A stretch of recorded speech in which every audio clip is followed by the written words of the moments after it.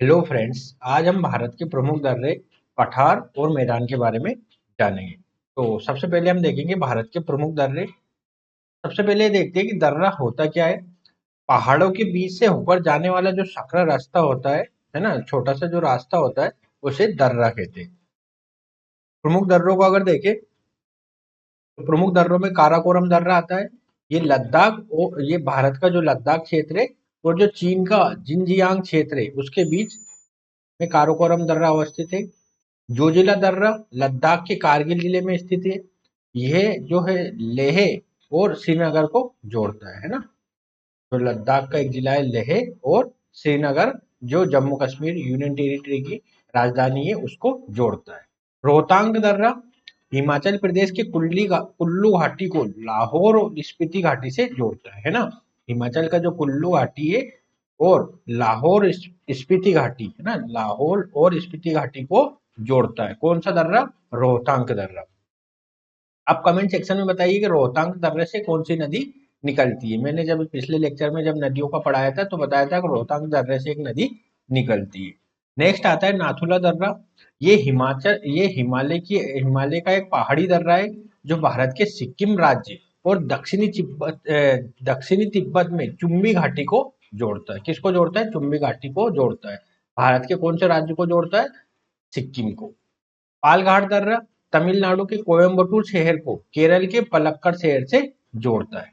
कुछ और दर्रे हैं, जैसे आप नेट पर सर्च करेंगे तो आपको दिख जाएंगे, जैसे भोरघाट दर्रा है ना, भोरघाट दर्रा है ना। ऐसे दर्रे आप आसानी से नेट पे देख सकते हैं। मैंने इंपोर्टेंट दर्रे आपको बता दिए। और इसके अंदर मैप में आप देखें तो ये काराकोरम दर्रा है, ठीक है।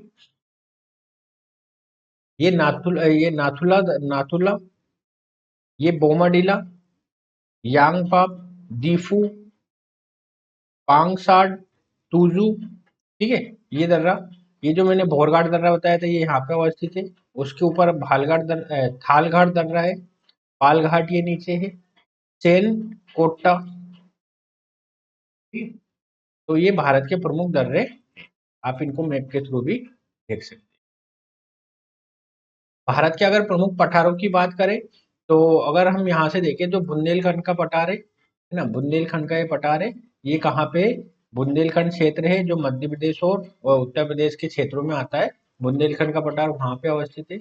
बघेलखंड का पठार जो मध्य प्रदेश के पूर्व में है, ये छत्तीसगढ़ से भी लगा हुआ है, ये बघेलखंड का पठार। छोटा नागपुर का पठार है ना, छोटा नागपुर का पठार झारखंड के क्षेत्रों के आसपास है। उत्तर पूर्व की बात करें तो शिलोंग का पठार है ना, शिलोंग का पठार है, ठीक है। और छत्तीसगढ़ जिले में हम देखें तो दंडकारण्य का पठार है। अगर साउथ में जाते जाए तो तेलंगाना का पठार, कर्नाटक का पठार, दक्कन का पठार है ना। मध्य प्रदेश में अगर आप देखेंगे तो मालवा का पठार है ना। मालवा का पठार की विशेषता आपको पता होगी कि काली मिट्टी से समृद्ध है और ये दक्कन ट्रेप से निर्मित है। मालवा का पठार राजस्थान, मध्य प्रदेश और गुजरात में फैला हुआ है, ठीक है।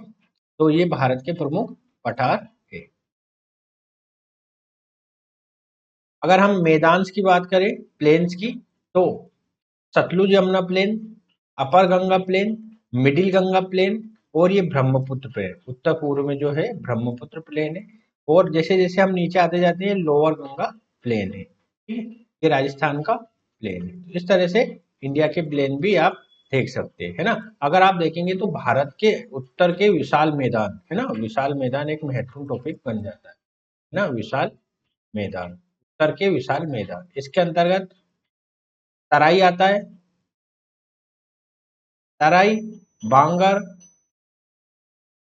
खादर